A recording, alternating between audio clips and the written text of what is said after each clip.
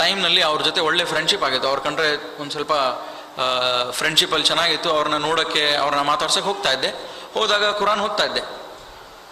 ಸರಿ, next time Quran ಓದಬೇಕಾದ್ರೆ ನಾನು ಮೊದಲಿಂದ ಓದ್ತಾ ಇದ್ದೆ. ಏನಕ್ಕಂದರೆ ಮೊದಲನೇ ಸಲ ತುಂಬ ಆತರದಲ್ಲಿ ಓದಿದ್ನಲ್ಲ, ಈ ಸಲ ನಿಧಾನಕ್ಕೆ ಓದೋಣ, ಏನೇನು ಬಿಟ್ಬಿಟ್ಟಿದ್ದೀನೋ ಅಂತ ಹೆದರಿಕೆಯಿಂದ ಮೊದಲಿಂದ ಓದ್ತಾ ಇದ್ದೆ. ಅವಾಗ ಮೊದಲಿಂದ ಓದಬೇಕಾದ್ರೆ ಸೂರ್ಯ ಬಕ್ರಾದಲ್ಲಿ ಇಟ್ ಸೇಸ್ ಅಲಿಫ್ ಲಾಮ್ ಮೀಮ್ ಝಾಲಿಕಲ್ ಕಿತಾಬುಲ್ ಲಾ ರೈಬ ಫೀಹಿ ಹುದಲಿಲ್ ಮುತ್ತಕೀನ್. ಮತ್ಲಬ್ this is the book from your lord in which there is no doubt, and it is a guidance for those who are conscious and who believe in unseen, who establish prayer and who spend out of what we have given to them, and who believe in the current prophet and the previous prophets, and who are certain the hereafter. And these are the only people who are successful. So ನಾನು ಇಂಗ್ಲೀಷ್ನಲ್ಲಿ ಕುರಾನ್ ಓದಿದ್ರಿಂದ ನನಗೆ ಆಯತ್ಗಳು ಇಂಗ್ಲೀಷಲ್ಲಿ ಈಸಿಯಾಗಿ ಬರುತ್ತೆ. So I am telling in English, ನೀವು ಬೇಜಾರು ಮಾಡ್ಕೊಂಬಿಡಿ. Translate ಮಾಡೋಕ್ಕೆ ಪ್ರಯತ್ನ ಮಾಡ್ತೀನಿ. ಏನು ಈ ಆಯತ್ ಏನಂದರೆ, ಈ ಬುಕ್ಕು ಅಲ್ಲಾನಿಂದ, ಇದರಲ್ಲಿ ಏನು ಸಂಶಯ ಇಲ್ಲ. ಈ ಬುಕ್ಕು ಒಂದು ಸನ್ಮಾರ್ಗ. ಯಾರಿಗೆ ಸನ್ಮಾರ್ಗ ಇದು? ಕಾಣದೇ ಇದ್ದದ್ದು ಅನ್ಸೀನ್ ಮೇಲೆ ಯಾರು ಭರವಸೆ ಇಡ್ತಾರೋ ಅಲ್ಲ ಮೇಲೆ, ಆಮೇಲೆ ಯಾರು ಪ್ರೇಯರ್ನ ಎಸ್ಟಾಬ್ಲಿಷ್ ಮಾಡ್ತಾರೋ, ಯಾರು ಕಾನ್ಷಿಯಸ್ ಆಗಿ ಚೆನ್ನಾಗಿದೆಯೋ, ಯಾರು ಅಲ್ಲ ಮೇಲೆ ಭರವಸೆ ಇಡ್ತಾರೋ, ಯಾರು ಪ್ರೇಯರ್ನ ನಮಾಜ್ನ ಎಸ್ಟಾಬ್ಲಿಷ್ ಮಾಡ್ತಾರೋ, ಯಾರು ಜಕಾತ್ ಕೊಡ್ತಾರೋ, ಯಾರು ಈ ಪ್ರವಾದಿ ಮೇಲೆ ನಂಬ್ತಾರೋ, ಇವ್ರು ಮುಂಚೆ ಬಂದು ಪ್ರವಾದಿ ಮೇಲೆ ನಂಬ್ತಾರೋ, ಆಮೇಲೆ ಯಾರು ಪರಲೋಕದ ಮೇಲೆ ವಿಶ್ವಾಸ ಇಡ್ತಾರೋ, ಇವ್ರು ಮಾತ್ರ ಇಲ್ಲಿ ಗೆಲ್ತಾರೆ, ಬೇರೆಯವರು ಗೆಲ್ಲಲ್ಲ ಅಂತ ಹೇಳ್ತಾರೆ. ನನಗೆ ಹೆದರಿಕೆ ಆಯಿತು. ಹಾಗಂದರೆ ಇಲ್ಲಿ ನಾನು ಮಾಡ್ತಾರೋ ಕೆಲಸಕ್ಕೆ ಏನು ಪ್ರಯೋಜನ ಇಲ್ಲ, ನಾನು ಗೆಲ್ಲಲ್ಲ. ಸರಿ, ನಾನೇನು ಮಾಡಿದೆ, ಸರಿ ಶಿರ್ಕ್ ಒಂದು ಅಪರಾಧ, ಅದನ್ನೆಲ್ಲ ಕ್ಷಮಿಸಲ್ಲ, ಬೇರೆ ಕ್ಷಮಿಸ್ತಂತಾನೆ. ಸರಿ, ಶಿರ್ಕ್ನ ಬಿಟ್ಬಿಡೋಣ, ಅದು ಈಸಿ ಅಲ್ವಾ ಅಂತ ಬಿಟ್ಬಿಟ್ಟೆ. ಯಾಕಂದರೆ ಇಷ್ಟೆಲ್ಲ ಅನಾಲಿಸಿಸ್ ಮಾಡಿದ್ಮೇಲೆ ಅದು ಈಸಿನೇ ತಾನೆ. ನನ್ನ ಮನಸ್ಸೇ ಹೇಳ್ತಾ ಇದೆ, ಈ ದೇವ್ರುಗಳು, ಈ ಕಲ್ಲನ್ನ ನಾನು ದಿವಸ ತೊಳಿತಾ ಇದ್ದೆ, ದೇವ್ರನ್ನ ಯಾಕೆ ನಾನು ತೊಳಿಬೇಕು? ಸೊ ಬಿಟ್ಬಿಟ್ಟೆ. ಮನೇಲಿ ಜಗಳ ಶುರುವಾಯಿತು. ಮನೇಲಿ ತಂದೆ ತಾಯಿ ಕೇಳೋರು, ಯಾಕೆ ನೀನು ಮನೇಲಿ ಪೂಜೆ ಮಾಡಲ್ಲ ಅಂತ. ದಿವಸ ಜಗಳ ಆಗೋದು. ಒಂದು 3-4 ವರ್ಷ ಇದೇ ಜಗಳ ನಡೀತಿತ್ತು. ನಾನು ಮನೇಲಿ ಹೇಳುವೆ, ಇಲ್ಲ ನನಗೆ ಇಂಟ್ರೆಸ್ಟ್ ಇಲ್ಲ, ನನಗೇನೋ ಮಾಡರ್ನ್ ಆಗಿಬಿಟ್ಟಿದ್ದೀನಿ ಅಂತ. ಕಾಲೇಜ್ಗೆಲ್ಲ ನಾಮೆಲ್ಲ ಹಾಕೊಂಡು ಹೋಗ್ತಾ ಇದ್ದೆ, ಬಿಟ್ಬಿಟ್ಟೆ ಸಡನ್ನಾಗಿ. ಕೇಳಿದ್ರು ಯಾಕೆ ಅಂತ. ನಾನು ಹೇಳಿದೆ, ನಾನು ಕಾಲೇಜ್ಗೆ ಹೋಗ್ತಾ ಇದ್ದೀನಿ, ಮಾಡರ್ನ್ ಆಗಿಬಿಟ್ಟಿದ್ದೀನಿ, ಎಲ್ಲರೂ ಗೇಲಿ ಮಾಡ್ತಾರೆ ಕಾಲೇಜ್ನಲ್ಲಿ, ಅದಕ್ಕೆ ಬಿಟ್ಬಿಟ್ಟಿದ್ದೀನಿ ಅಂತ ಸುಳ್ಳು ಹೇಳಿದೆ. ಸರಿ, ಸ್ವಲ್ಪ ದಿವಸ ನಂಬಿದ್ರು. ಆಮೇಲಿಂದ ಕಾಲೇಜ್ನಲ್ಲಿದ್ದೆ 5 ದಿವಸ. ತಿರ್ಗಾ ಸ್ಯಾಟರ್ಡೆ ಸಂಡೇ ಬಂದರೆ ಆ ಅಂಗಡಿಗೆ ಹೋಗ್ಬಿಟ್ಟು ಕುರಾನ್ ಓದ್ತಾ ಇದ್ದೆ. ನೆಕ್ಸ್ಟ್ ಟೈಮ್ ಓದಿದೆ ಕುರಾನ್ ಓದೋಕ್ಕೆ ಅಂಗಡಿಗೆ ಹೋದ್ಮೇಲೆ ಕುರಾನ್ ಹೇಳುತ್ತೆ, we have to establish prayer, ಸೂರ್ಯ ಬಕ್ರಾನಲ್ಲಿ. And prayer is indeed very difficult, but not for those who fear God. So ನಾನು ಸರಿ, ಇವಾಗ ಕುರಾನ್ ಹೇಳ್ತಾ ಇದೆ, ನಾನು ನಮಾಜ್ನ ಕಟ್ಟುನಿಟ್ಟಾಗಿ ಮಾಡಬೇಕು. ಆಮೇಲೆ ಈ ನಮಾಜು ತುಂಬ ಕಷ್ಟವಾದ ಕೆಲಸ. ಆದರೆ ಇದು ಯಾರು ದೇವ್ರನ್ನ ಹೆದರ್ಕೊಂತಾರೋ ಅವ್ರಿಗೆ ಇದು ಕಷ್ಟವಾದ ಕೆಲಸ ಅಲ್ಲ. ಅಂದರೆ ದೇವ್ರನ್ನ ಹೆದರೋದು ಅಂದರೆ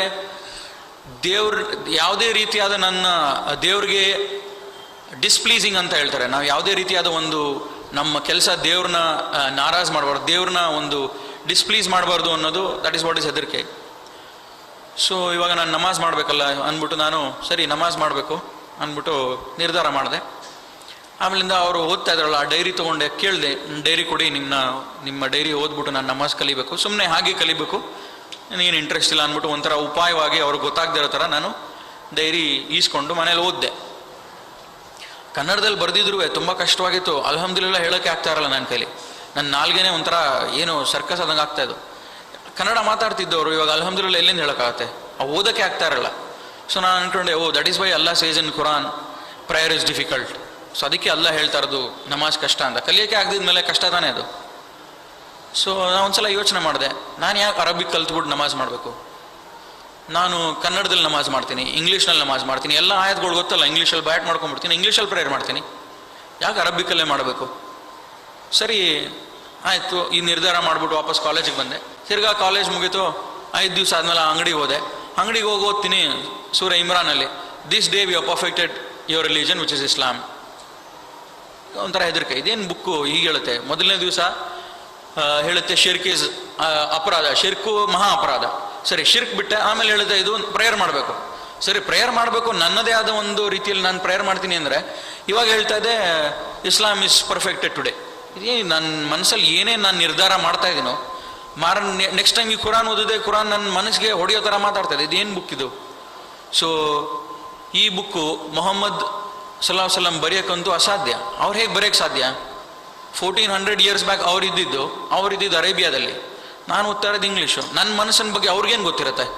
ನನ್ನ ಮನಸ್ಸಿನಲ್ಲಿ ಈ ತಳಮಲ, ಈ ಬುಕ್ ಹೇಳ್ತಾ ಇರೋದು, ಇದು ನನ್ನನ್ನು ಯಾರು ಸೃಷ್ಟಿ ಮಾಡಿದನೋ ಅವನೇ ಈ ಬುಕ್ನ ಇಳಿಸಿರೋದು, ಈ ಗ್ರಂಥನ ಕೊಟ್ಟಿರೋದು ಅಂತ ನನಗೆ ನಂಬಿಕೆ ಬರೋಕ್ಕೆ ಶುರು ಆಯಿತು.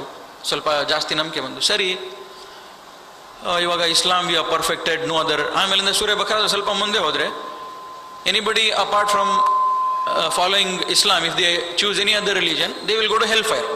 ಸರಿ, ಆಮೇಲಿಂದ ಸ್ವಲ್ಪ ಮುಂದೆ ಹೋದರೆ ಸೂರ್ಯ ಇಮ್ರಾನಲ್ಲೇ ಇಫ್ ಯು ಲವ್ ಅಲ್ಲ you have to follow your prophet. So ಇದೆಲ್ಲ ಇವಾಗ ಹೆದರಿಕೆ ಆಗಿ, ಏನಿದು ನನ್ನ ಮನಸ್ಸಿಗೆ ಮಾತಾಡ್ತಾ ಇದ್ದಿಲ್ಲ. ಸರಿ, ಇವಾಗ ನಾನು ನಮಾಜ್ ಮಾಡಬೇಕು. ನಾನು ನಮಾಜ್ ಮಾಡೋಕ್ಕೆ ಕಲಿತೆ, ಒಂದು 3-4 ತಿಂಗಳು ಏನೇನೋ ಮಾಡಿ ಕಲಿತೆ. ಅದನ್ನು ಕಲಿತು ನಮಾಜ್ ಮಾಡೋಕ್ಕೆ ಶುರು ಮಾಡಿದೆ. ಒಂದೊಂದ್ಸಲ ನಮಾಜ್ ಮಾಡ್ತಿದ್ದೆ, ಒಂದೊಂದ್ಸಲ ಮಾಡ್ತಾ ಇರಲ್ಲ. ಯಾಕೆಂದರೆ ಮನೇಲಿ ತಂದೆ ತಾಯಿ ಜೊತೆಲೇ ಇರೋರಲ್ಲ, ಹೇಗೆ ಮಾಡೋದು? ಆಮೇಲೆ ಒಂದೊಂದ್ಸಲ ಮಾಡ್ತಾ ಇದ್ದೆ. ಮಾಡಬೇಕಾದ್ರೆ ಹೆದರಿಕೆ ಆಗ್ತದೆ.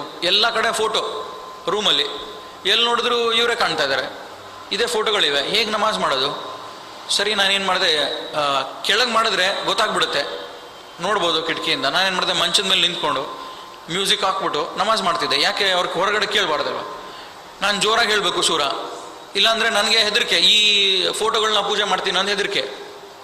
ಸೊ ಜೋರಾಗಿ ಹೇಳ್ತಾ ಇದ್ದೆ, ಅಲ್ಹಮ್ದುಲಿಲ್ಲಾಹಿ ರಬ್ಬಿಲ್ ಆಲಮೀನ್ ಅರ್ರಹ್ಮಾನಿರ್ ರಹೀಮ್ ಮಾಲಿಕಿ ಯೌಮಿದ್ದೀನ್ ಇಯ್ಯಾಕ ನಅಬುದು ವ ಇಯ್ಯಾಕ ನಸ್ತഈನ್ ಇಹ್ದಿನಸ್ ಸಿರಾತಲ್ ಮುಸ್ತಕೀಮ್ ಸಿರಾತಲ್ ಲಜೀನ ಅನ್ಅಮ್ತ ಅಲೈಹಿಮ್ ಗೈರಿಲ್ ಮಗ್ದೂಬಿ ಅಲೈಹಿಮ್ ವಲದ್ದಾಲ್ಲೀನ್ ಆಮೀನ್.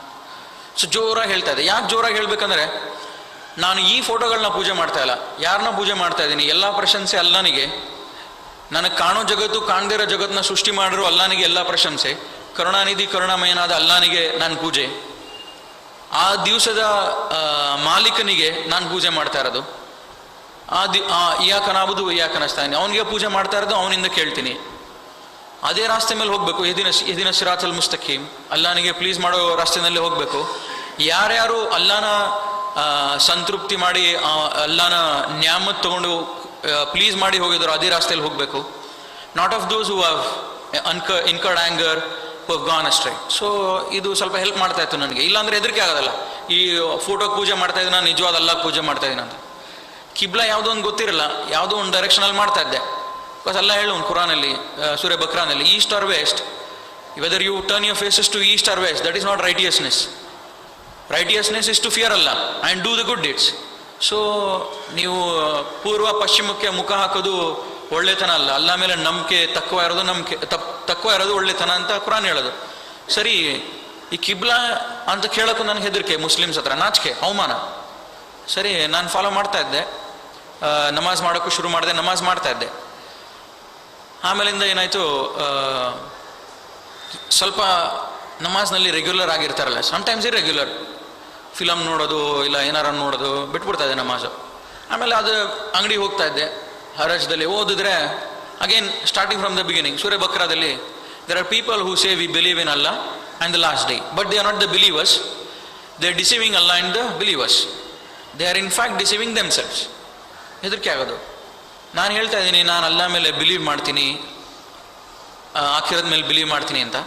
ಆದರೆ I am deceiving my self for what? Because ನಾನು ನನ್ನ ನಮಾಜ್ನಲ್ಲಿ ಸ್ಟೆಡ್ ಫಾಸ್ಟ್ ಇಲ್ಲ. ಸೊ ಇದು ನನಗೆ ಹೇಳ್ತಾ ಇದೆಯಾ ಇದು ಅಂತ ಹೆದರಿಕೆ ಆಗೋದು. ಸರಿ, ನಾನು ವಾಪಸ್